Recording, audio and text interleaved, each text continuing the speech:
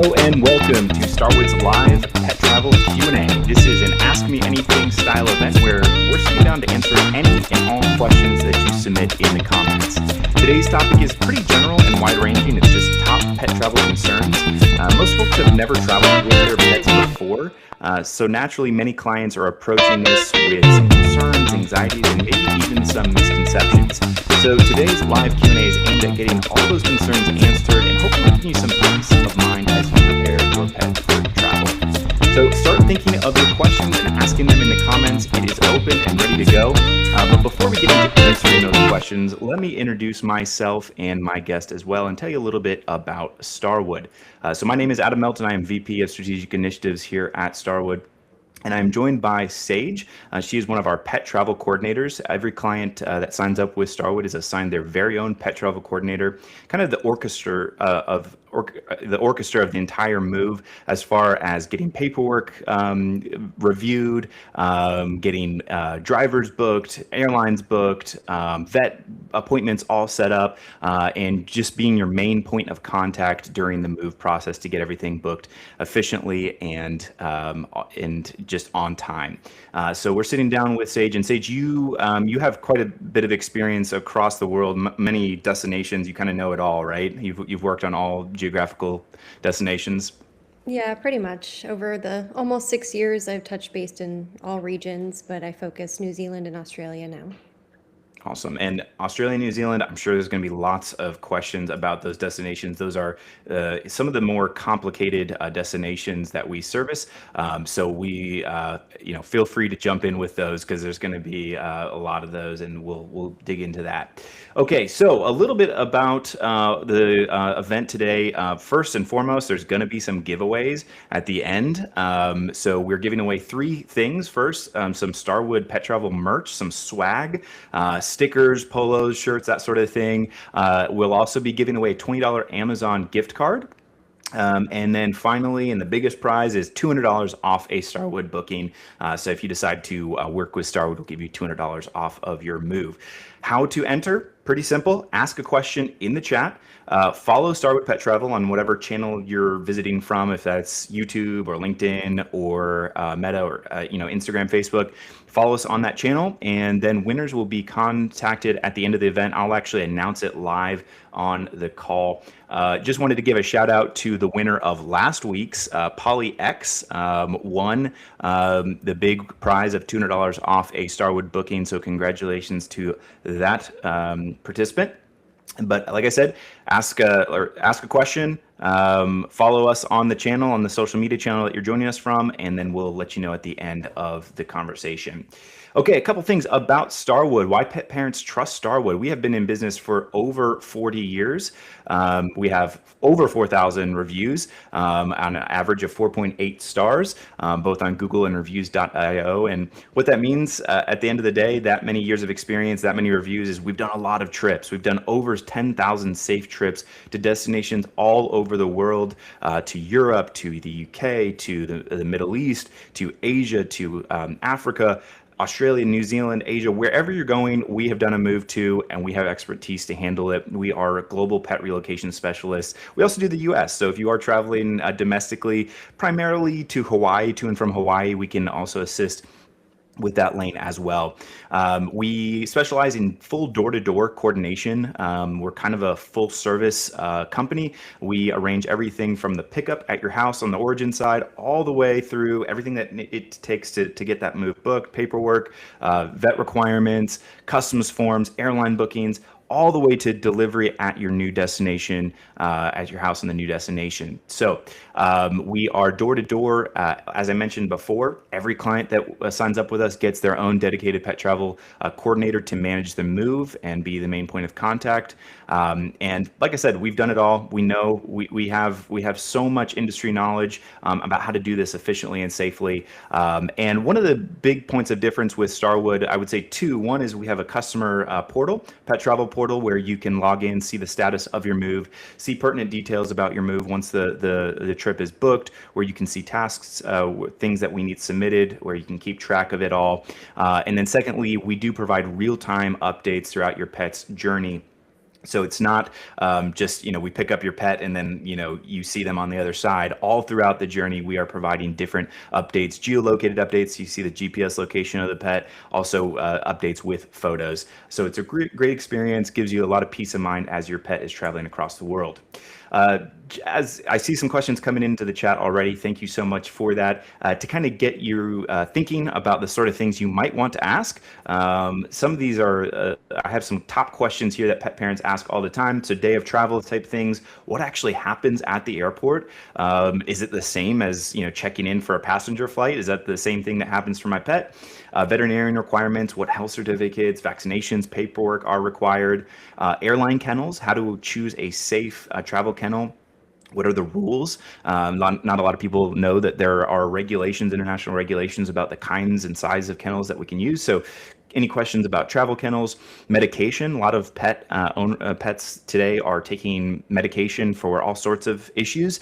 How does that work? Are they allowed to fly with the pet? Are they allowed to be given during quarantine if the destination you're going to has a quarantine scheme? Cargo travel, how does that work? Is it safe to fly in cargo? Many people have fears about that, and so if you have any questions about that, ask that. We're happy to dispel those. Cost, what determines the price of international pet relocation? Is it about the same as my human travel from the US to the UK, for instance? Or how does what factors come into the pricing of pet travel?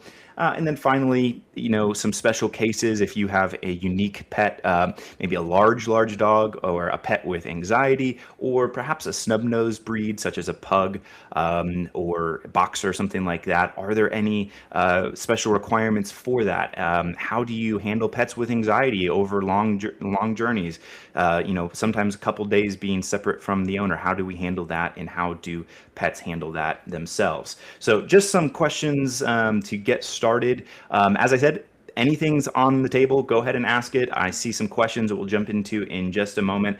And just as a reminder, if you're just joining us, we are giving away some prizes at the end of this. We have a $20 Amazon gift card, we have Starwood swag, shirts and stickers, that sort of thing, and also $200 off of your move if you decide to work with Starwood. All you have to do is ask a question in the comments and follow us on social media. Okay, so let's get into it. Andrew Cox 1477 from YouTube is asking, moving to Australia, we have a USDA vet at Banfield Vet. Can we use them for all paperwork and shots? Great question. Sage, you want to take that one? Yeah, for Australia, yes, as long as they are the USDA accredited vet and you work specifically with that vet, you can use them for everything as far as shots and any other requirement for travel. What's and maybe Andrew Cox 1477 was already anticipating this, but he mentioned USDA vet. Can you make sure that the viewers and listeners that are specifically going to Australia and New Zealand, what the importance and what that means, a USDA vet? Yes, so the USDA vet specifically, they have an accreditation with the USDA office through the states. They have to actually have a license to have this accreditation, and they are the only vets that can handle transport any vet-related things for Australia and New Zealand. If you happen to do anything with a tech or a vet that is not USDA accredited, nothing would be accepted. Right. And yeah, so it's very important as like the first step. If you already have a vet clinic that you're using, that's the first thing you need to ask, right? Is a vet, because sometimes a practice will have multiple vets, but maybe only one is USDA accredited. Is that happens, right? Yeah, that can happen. Yep. So make sure that is on the top of your checklist as you're approaching pet travel, making sure that the vet is USDA accredited, because not all vets are. Doesn't mean that they're bad vets or anything like that. It's not like a judgment on, on their ability, but it's just that they've gone through some extra hoops to be able to do the documentation that the USDA will then endorse. So, okay, great. So we have a question from JH Tube, ZG8HH, which I think they were on the last one. So welcome back if that's you. You're asking, can you let me know which airlines don't require pet travelers to use a professional pet mover? Um, that's a good question. Do you know the answer to that one, Sage? Honestly, I don't. Sometimes it's not airline specific and it's actual like destination Right. specific. Right. And I could be misquoting. If we can reach out to you and get you a list, or actually, if you could ask specifically, if you can let us know which country you're going to, then that might narrow down the airlines we would use, and that might help us answer that question. I believe IAG, which is British Airways, I think they require a professional pet shipper, but that might, as you said, Sage, might have to do with the destination more than the airline itself. So need a little bit more context there, JH Tube ZG8HH, before we can answer that. So if you want to ask a follow up, we can try to address that for you. So this is more of kind of a general concern from Danny Baldwin. They're asking, I'm sure you'll cover this, but interested in the pet experience, safety, etc. I mean, that's the main concern that people have, right? Is my pet going to be safe during this travel experience? So, what do you tell Sage when you like have that first call, right, as a client signs up with Starwood, and you have that first onboarding call? How do you explain that to your clients? Well, of course, everyone along the way is going to make sure that your pet is comfortable and as safe as possible. When it comes to the day of travel, the pets are the last to be boarded on the flight, and then once they arrive, first to be taken off. They make sure they have water, that they're comfortable, stable, that everything's good. Of course, if anything, we are always contacted if needed for any safety reasons or needing to check anything. But overall, the pets end up faring so much better than the owners anticipate because we're so nervous that our pets are flying across the Right. world or wherever. So, Right, and I'll add too that the area that the pets fly in the aircraft is temperature controlled and pressurized, so effectively the same conditions as the passengers up above are in. Yes, it's separate from the passenger compartment, but same kind of environmental conditions as they're in. And yeah, to kind of piggyback on what you said, I think that sometimes pet owners are more stressed about this than the pets. The pets on the other side are just super excited to see their owners. There's no like signs of trauma or anything like that. I do know that some have said that sometimes the pets can be a little jet lagged, or their timing is off, especially if you're going somewhere quite far with different time zones. So that's really the main feedback that we get from clients after the move is done. That oh yeah, the sleeping routine is a little off, but you check on our social media. Honestly, the proof is in the pudding, as they say. Check on our social media. How many reunion pictures and videos of successful moves we've done over the years, and see how excited and happy the pets are to see the owners. And I'll add too, like if you're going to a place that has quarantine, and Sage, maybe you could speak to this a little bit since you are working on Australia and New Zealand moves right now. Um, those countries require quarantine.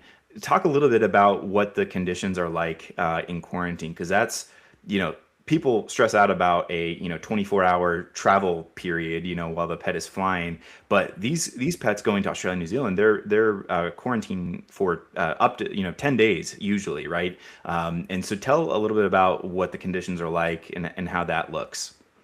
yeah, so pretty much immediately after landing, the pets are brought to the quarantine facilities. In New Zealand specifically, pets can stay together in families.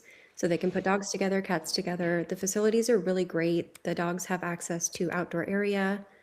Owners get updates every other day on how their pets are doing. They monitor them really closely.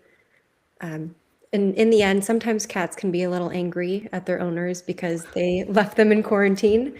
But overall, the pets end up doing really good and make it home happy, healthy, and like nothing really ever happened. Yeah, and I'm sure we can dive into the quarantine piece a little bit more because I'm sure there's going to be some questions about it. But overall, the facilities are beautiful. I've been there personally to both the government facility in Australia and then the two private facilities in New Zealand. They're nice facilities. I mean, the one in Australia in Mickleham outside of Melbourne is an extraordinary facility, brand new, very clean. Outside area, light. I mean, it's great, and not to mention the staff of all the facilities, Australia, New Zealand, They're all huge animal lovers. I mean, they get paid to go and play with pets all day, so they have a great job. So yeah, it's sometimes I think maybe the pets are like, oh, do I really have to leave this? It's such a nice facility. I get attention all the time. So yeah, we can dig into the quarantine piece a little bit more. Andrew Cox, 1477, is asking another question. So Andrew is going to Australia, so some of the conversation we just had is definitely pertinent to Andrew and your upcoming move. You're asking, so you're saying your dog is up to date on all vaccines listed for the USA. What additional vaccines are needed for Australia and the waiting time after the dogs get these new vaccines? So I'll give that one to you, Sage, since you're an expert on Australia. Well, of course, there are other waiting periods for different things for Australia, but specifically, Hmm. the vaccines they require for dogs are rabies, bordetella, leptospirosis, distemper combination, and canine influenza. Basically, with all of the shots, whether they have boosters or not, they have to be completed 21 or more days ahead of the pet's arrival. So that's something to keep an eye on.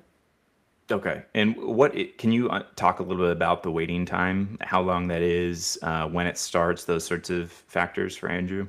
Yeah. So for Australia specifically, if you want your pet to do 10 days of quarantine instead of 30, they do have to go through a microchip identity declaration process. Once you do that, then you do the rabies titer blood test. And once the lab receives that blood sample, there's a 180-day waiting period before your pet can even depart the US. And then you pretty much have a 6-month travel time frame using that same blood test. Gotcha. Okay.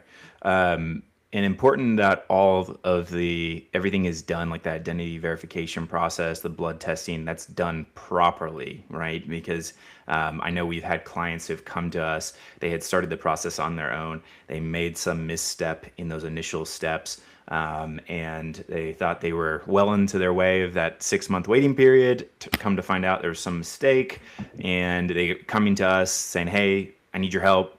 I messed up." What happens in that case with that 6 month waiting period? It kind of depends on the issue. If, say, like the microchip verification wasn't done properly, but you don't have the time to wait, then your pet will have to quarantine for 30 days. Alternatively, they restart that process, make sure everything's good. But say your rabies vaccine lapsed during that waiting period, you Hmm. would have to get a new rabies and then redo everything and that waiting period. Okay. Yeah. And then that 6 month clock starts over again. So yeah, it's really important that those initial steps that kind of trigger the waiting period, that those are done correctly. So I know we typically recommend if we're talking to a client who's considering moving, who's considering using Starwood, we say like hang tight, don't start those things until you've signed up with us so that we can help guide you in them and make sure you're doing them correctly. Some clients are just like, oh, I just want to get it done, get the 6 month waiting period over, and then I'll engage with Starwood or another pet shipper. I think our general recommendation, if I'm correct, Sage, is that say, hey, like sign up with Starwood or another pet shipper, and let us help you in that, so that we make sure that that 6 month waiting period, there's no waiting in vain, right? Yeah, no, it's definitely good to sign up first rather Yeah. than try and then see what Yeah. happens. Yeah, absolutely. And you mentioned something, Andrew, maybe curious about this since you mentioned a 30-day quarantine for Australia.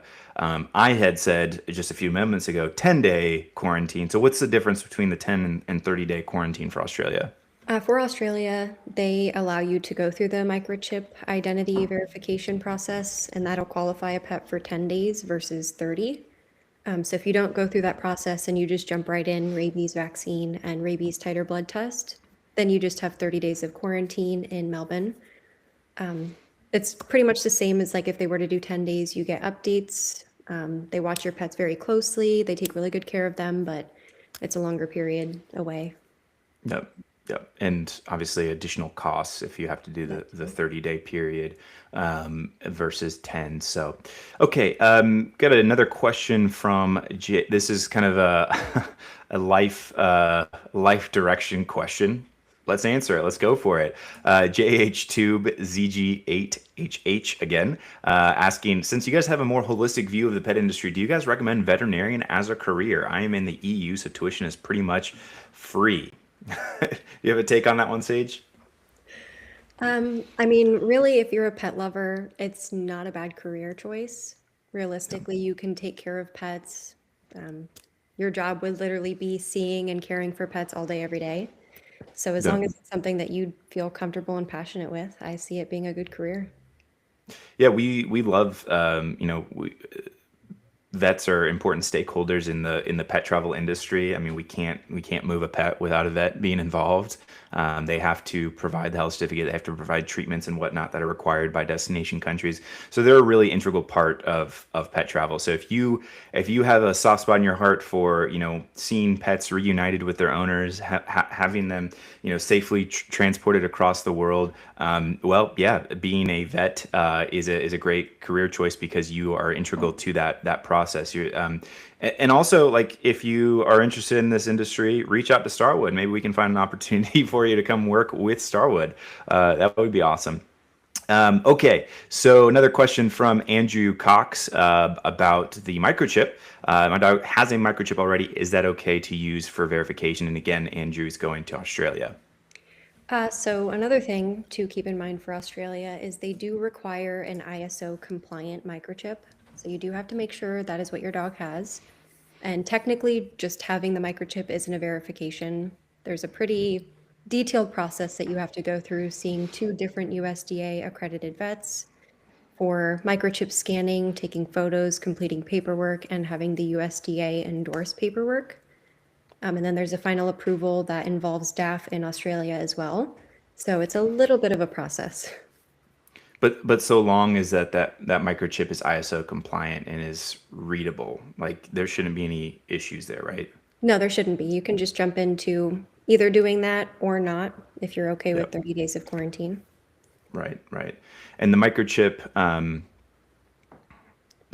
is scanned at pretty much every appointment leading up to departure, right? So it Yeah. always has to be readable. They have to be able to find it, and it has to match obviously the documentation. So yeah, I don't know, Andrew, if you have a concern about the microchips, its readability.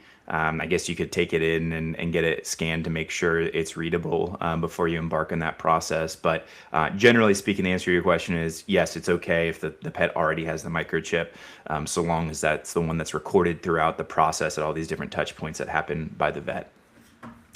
Okay, let's see here. We have a question from Danny Baldwin asking, how similar are these Australia guidelines to Europe? Not too similar. Sage, why don't you answer that one? They're very, very different.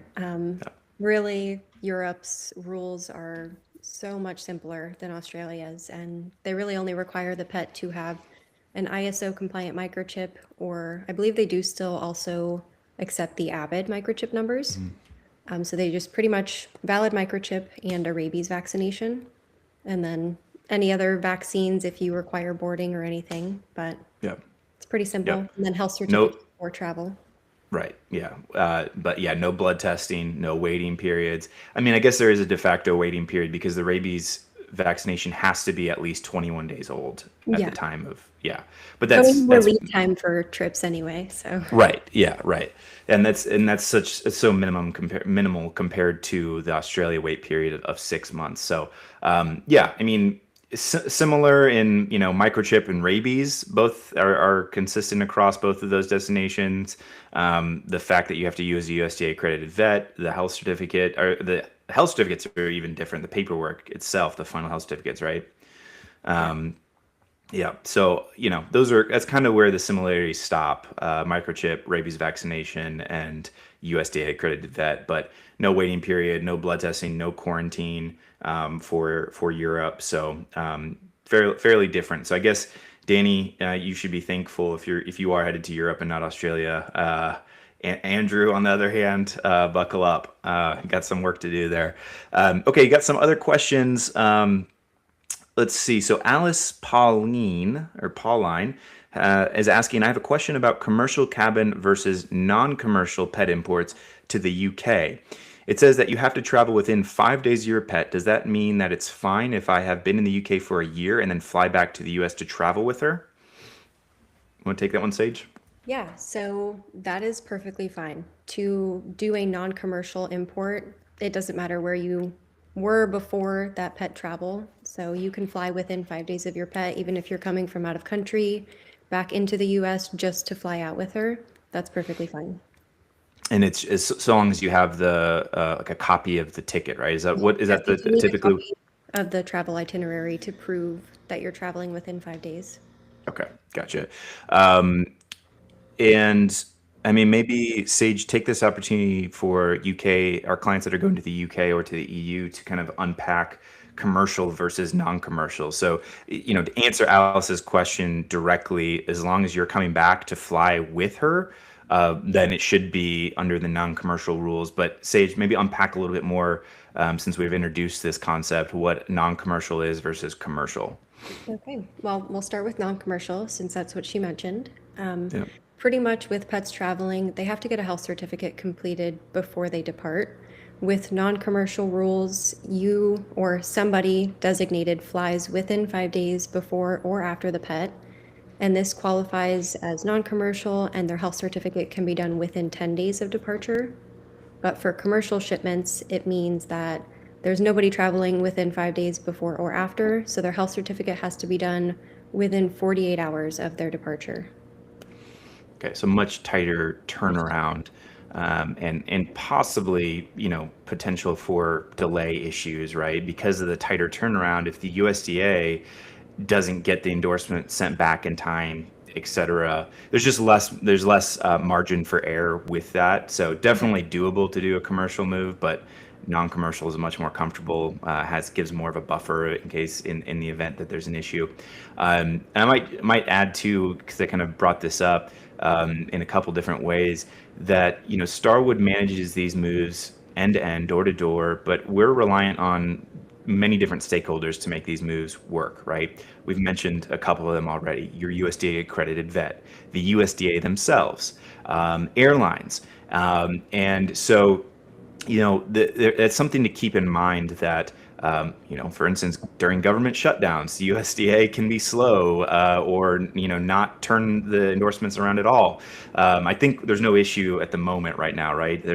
But that's always a potential, right? When the shipper, in this case Starwood, doesn't have control over everything, that there's other stakeholders required to do the move, there's potential for issues. Now, with our experience, we're able to manage these really well and also recover in the event that something does happen. We have contingency plans, but just keep that in mind, right? There's a lot of moving parts to these moves.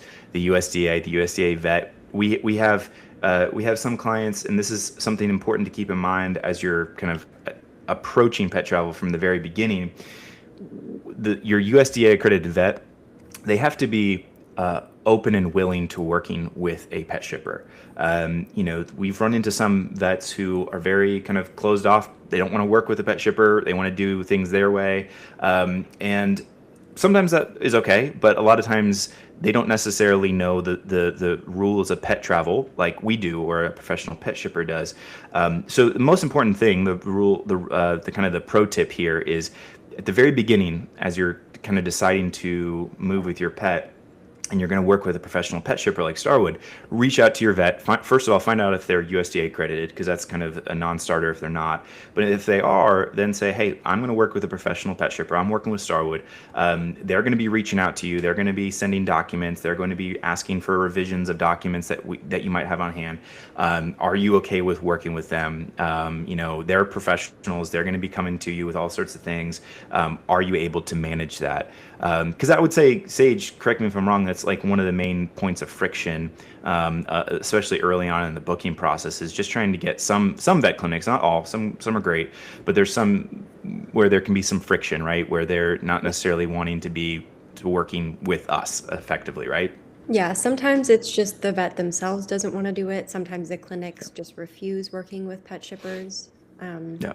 I will Yeah. say, Andrew, sometimes Banfields can be a little hard to really just stay on top of with communication. Sometimes they can be slower, but we've had a lot of good Banfield communication as well. But it's just good to talk with your vet first, make sure they are okay with working with somebody, because getting the paperwork together is the key to start any Yeah. move. Right.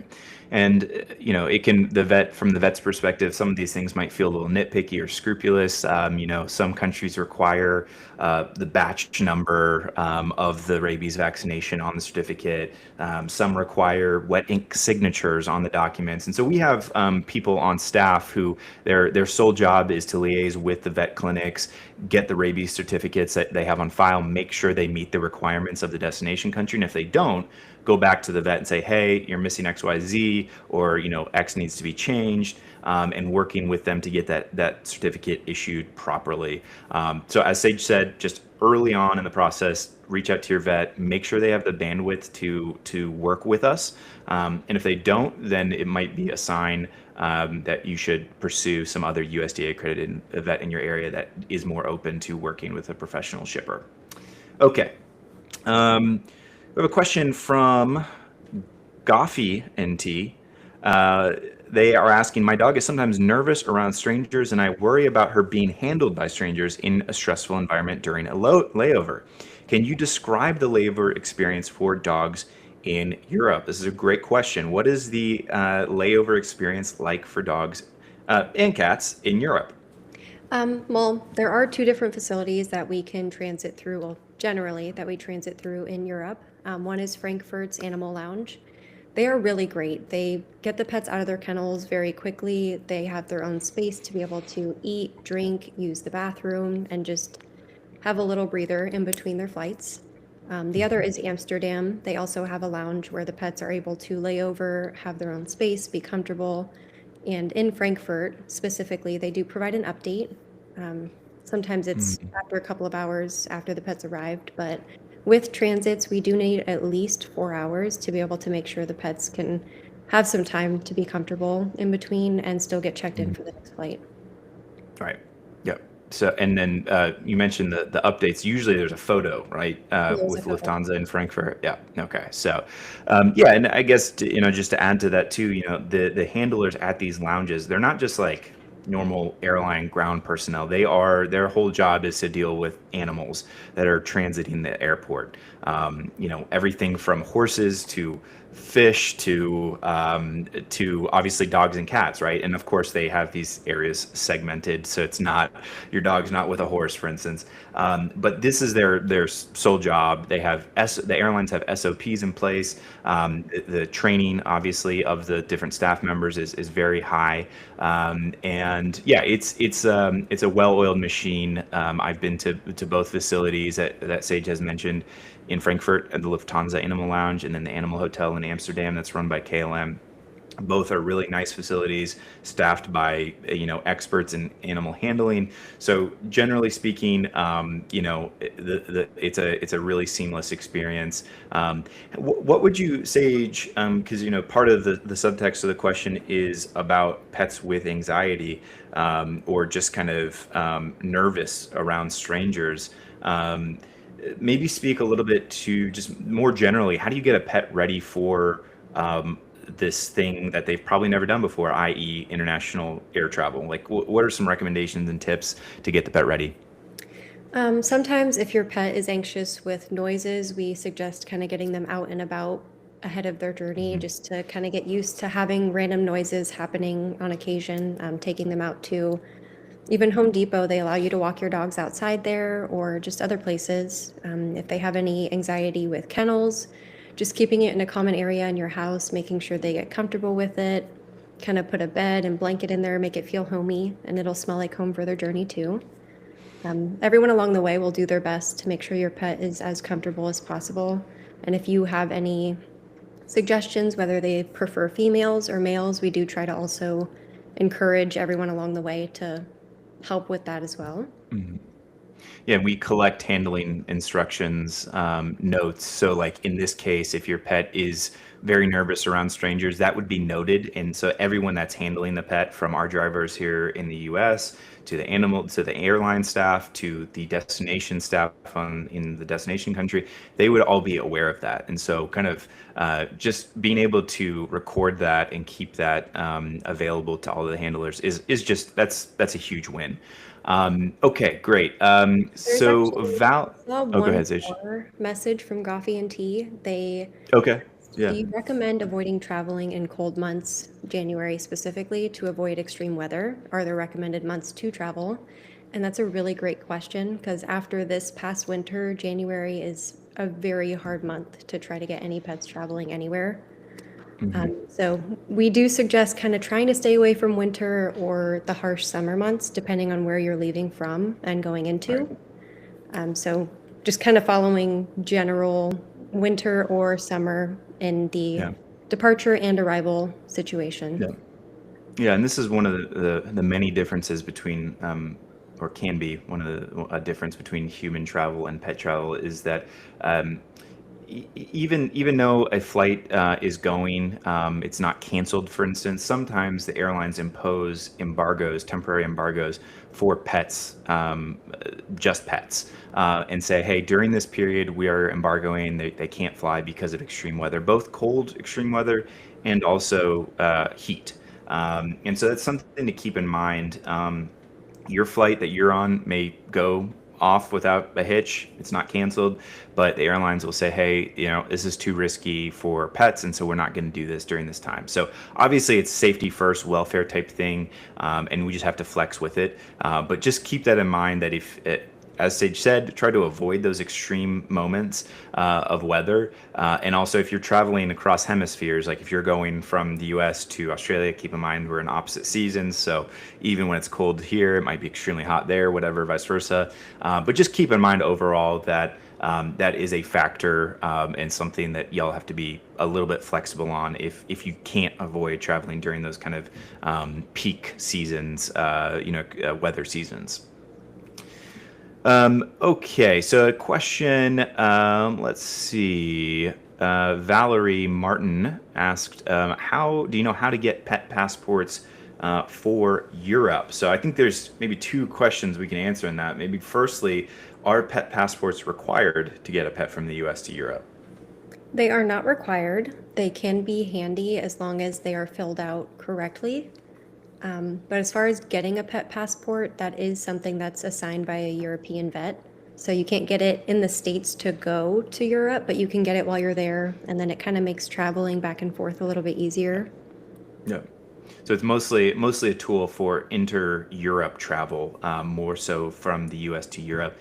And I know if the pet is a European pet, as it were, and they've come to the U.S. and then are traveling back to Europe, it can make it easier. But there's a big error that can happen, right? If a U.S. vet touches that pet passport, Europe is like, Yep, no longer valid, right? So if pretty like much. if you bring your European pet over here and a US vet, even if they're USDA accredited, if they like add a vaccine to it, it's kind of null and void at that point, and we can't, or at least we can't use it for the purposes of travel back to Europe. Maybe inner Europe, it's a different story, but yeah, just keep that in mind. But if you, Valerie, if you are, I guess the subtext of the question is you're in the U.S. now, and you're going to be going over to Europe. That would be something you get handled over there by an EU vet once you're in country. And then, as Sage said, it'll be easier to manage crossing borders within the EU. Okay. All right. J.I. Decker is asking how cat litter boxes are handled. What are your recommendations? This is a great question. I know a lot of people ask it about how cat litter boxes are handled. Unfortunately, we can't have litter boxes in the kennels. A lot of the time, we'll suggest doing a pee pad if you feel like your pet can handle having a pee pad in there, cat or dog. With the litter boxes, anywhere they go, whether it's a boarding facility, a layover, or boarding on the destination side, there will be a litter box accessible. But if they're just arriving and then going through customs clearance and going home, they won't have a litter box until they make it home to you. So it's kind of, they just hold it unless they have any accidents. A lot of places, if there's a layover, they will clean them up as best they can and then put something new in their kennel for them to travel with. Gotcha. Um, question from Cynthia Fox 3691, asking about working on trips to Panama. I can answer that one. We don't do a lot of moves to Panama. In theory, we can assist with just about any destination across the globe. There are some destinations that are particularly difficult, not necessarily in like the import requirements, but in the logistics to get a pet there, where it makes it really difficult or impractical for us to do the transports, just because there's not certainly sometimes there's no direct flights, but then there's just no even connecting flights, where an airline will take a pet. And this is kind of an important point, broadly speaking, for regardless of where you're going, is that many airlines will not accept pets at all.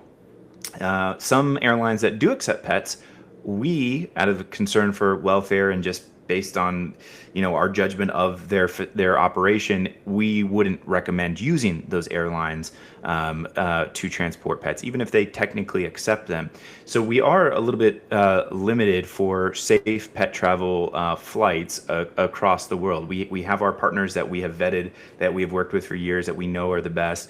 And so we use those. But if there's some destination that's not serviced by one of those partners, it can be, and I'm not saying that necessarily about Panama, but that can be an issue, right? Where there's no clear way, easy way, safe way using an airline that has an established pet program to get the pet there. Now, most of the requests we get are to kind of the main, places of migration: Europe, the UK, Australia, New Zealand. Luckily, we have very good airline partners and options to go to and from those countries. So just keep that in mind, and also keep it in mind too. If you're requesting a quote from Starwood, you'll get a quote, and it'll say an airline that we are quoting this based off of. And it might not be the airline you're flying on or plan to fly on for your own trip. And like as I just said, we can sometimes we can accommodate, like we can switch a quote to, use the airline you're using in some cases. But in some cases we can't, just because that airline doesn't have a pet program, or they have a pet program, but they just don't do a lot of pets, and we just don't think it's worth it. They might have a great passenger program, but maybe not a great pet program. And so just keep that in mind, that we're not trying to be difficult when we quote a certain route or airline. We are just using our years of experience and tens of thousands of moves we've done, to put the best airline, safest airline option out there, and also affordability too. From the U.S. to the U.K., for instance, the direct flights are actually a lot more expensive than connecting flights, and so oftentimes we will start with the cheaper option, using Lufthansa through Frankfurt, for instance, going to the U.K. But they're a great airline for pets, but they're also a lot cheaper than the direct options. And in our estimation, in our experience, the layover does not introduce a significant, safety concern or comfort concern for the pet. And so, obviously, if you look at one of our proposals and say, hey, what else can we do? Is there a direct flight? We can definitely, our sales reps can definitely give you options for that to consider. And if you're okay with sometimes the additional cost, then we can do that. But just so you know, when you're requesting a quote, when you're looking at the proposal, that's kind of the logic that we use. We use affordability on the one hand, and then also, obviously, the safest and most efficient route possible.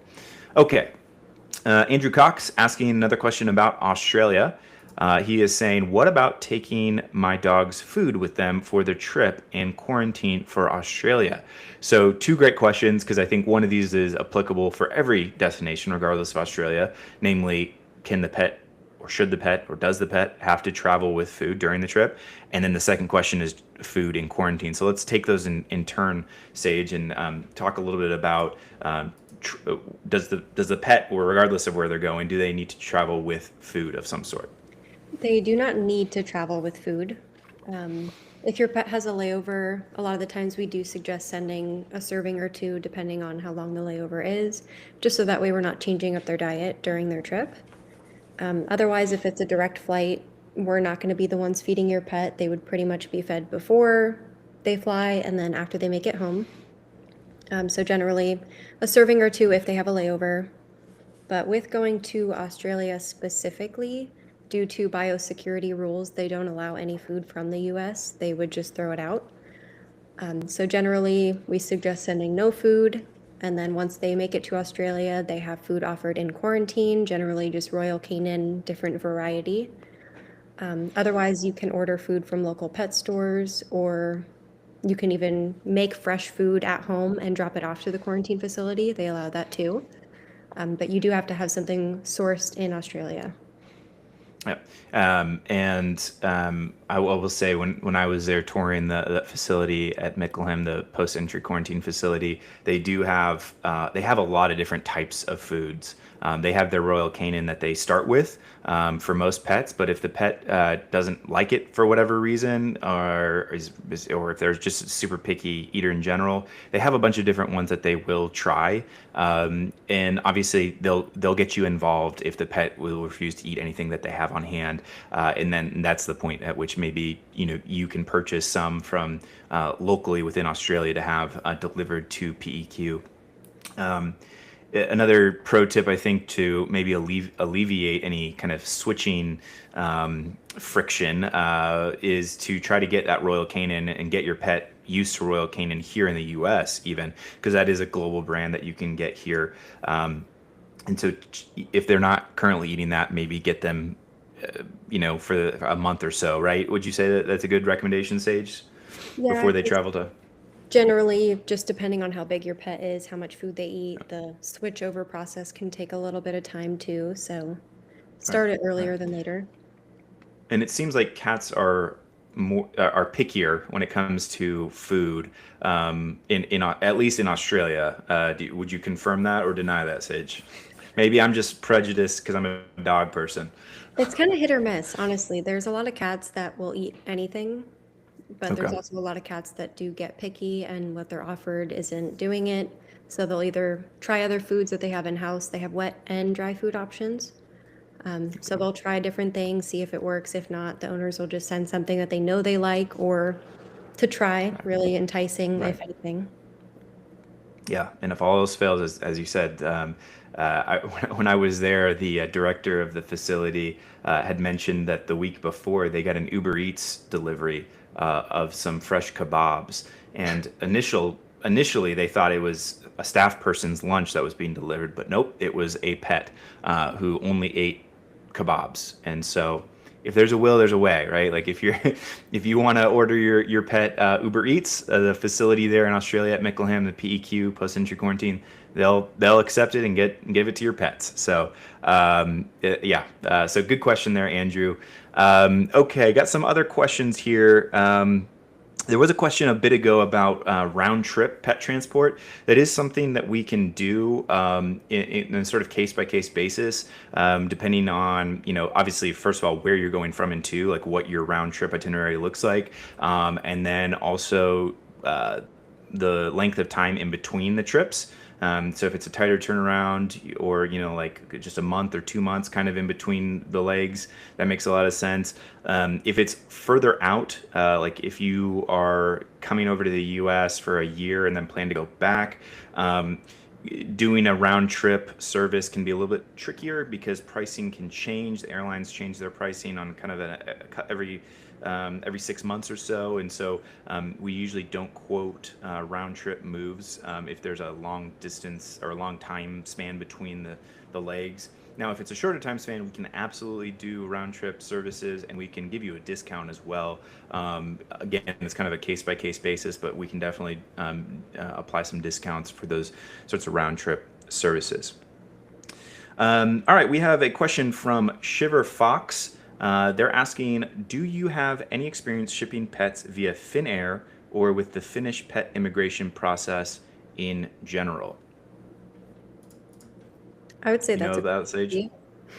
question. What about Finland? Have you worked on any moves to Finland personally? I don't know if I have. It's been a long time since I've done that Yeah. region, but I'm not sure. Yeah.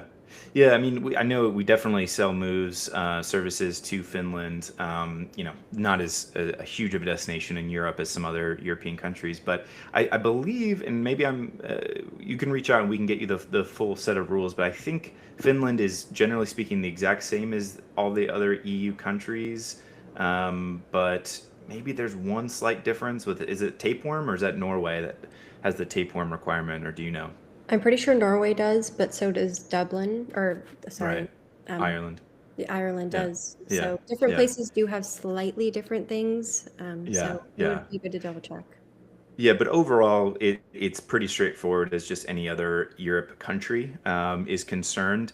We, as far as how we typically set those services up initially, we would not use Finnair. We would use Lufthansa. Again, it's not anything personal against Finnair. It's just that is the largest shipper of pets worldwide. They have a great facility, great process.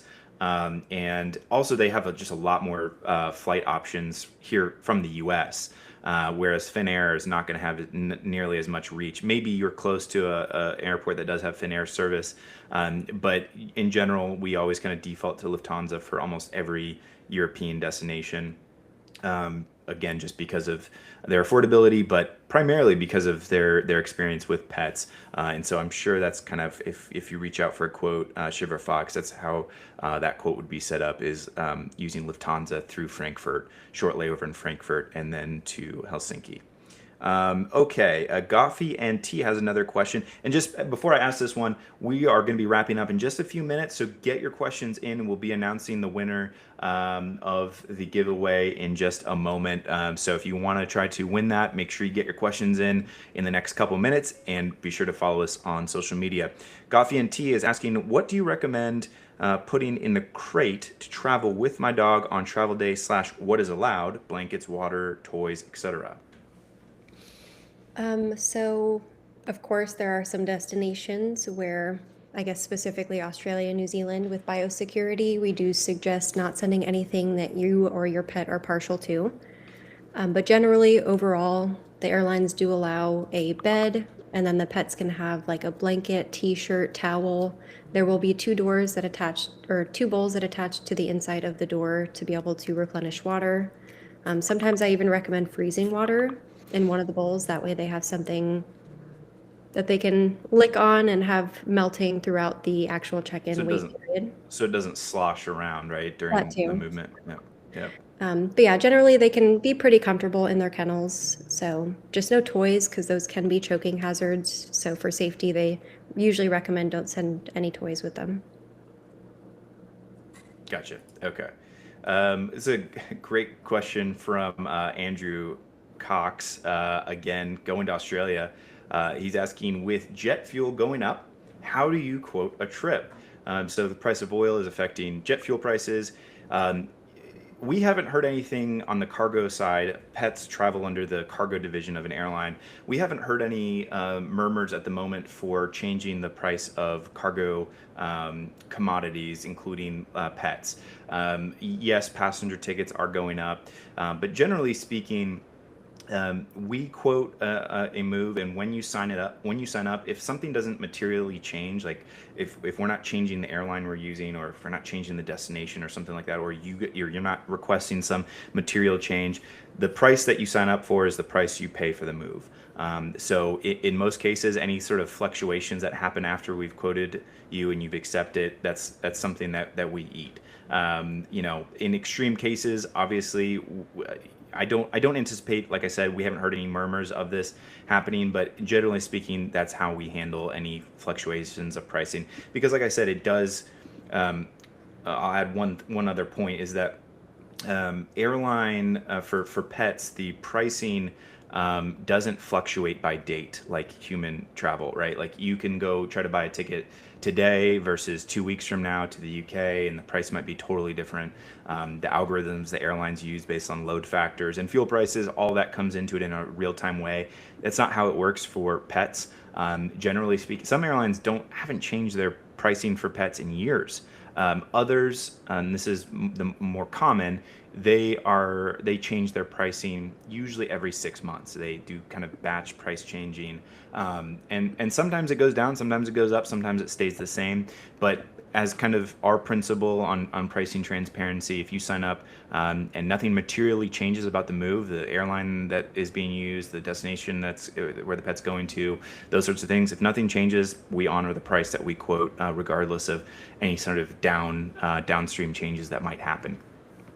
All right. We probably have time for one more question. If you didn't get your question answered, we got a lot of them, so I really appreciate that. I'm sorry we couldn't answer all of them in the time that we have. But if you did ask a question that we didn't get to, feel free to shoot us an email at info@starwoodpet.com, or of course, just request a quote on our website. There's many places you can where you can see to click to request a quote. You can put in your move information, where you're going from, and to the kind of pets you have, and then our sales team will be in touch very quickly with a quote. In some cases, it's within minutes, depending on the destination you're going to. You'll have a proposal in your inbox where you can see the different services we offer, obviously the pricing, and some more information that's specific to your destination. And then, of course, your sales rep can have a call with you to unpack the specifics of your move and the destination requirements there. So again, visit starwoodpet.com to request a quote, or shoot us an email at info@starwoodpet.com. Okay, so I think we're going to go ahead and announce the winners. Thank you so much for participating and asking such great questions. I'm excited to see where y'all end up. Sounds like you have some cool moves planned. So, and would love, obviously, for Starwood to be able to help you out with your pet's move. So let me pull up the winners for today. Do we have a drum roll? It feels fitting. We need to figure out how to add a drum roll here. Oh yeah. Oh yeah, we got a drum roll. Here we go. Although you can already see the winners, but drum roll nonetheless. All right, so the winner from YouTube, JHTubeZG8HH, is the winner of the Starwood swag. And so shirts, stickers, etc. Alice Pauline, or Pauline, sorry if I'm mispronouncing her name, is from Facebook, and she won the Amazon gift card. And finally, Andrew Cox, who I believe our call is going to Australia, $200 off your booking with Starwood. So to collect that, feel free to shoot us a message, again, at info@starwoodpet.com. Let us know where you're going, and we'll make sure we get you your prize, or in the case of Andrew, get that discount applied to your move. Really want to thank everyone for participating. Lots of great questions were asked. Keep an eye out on social media. We will definitely be having more of these live Q&As in the future, so keep an eye out for those. Mark your calendars.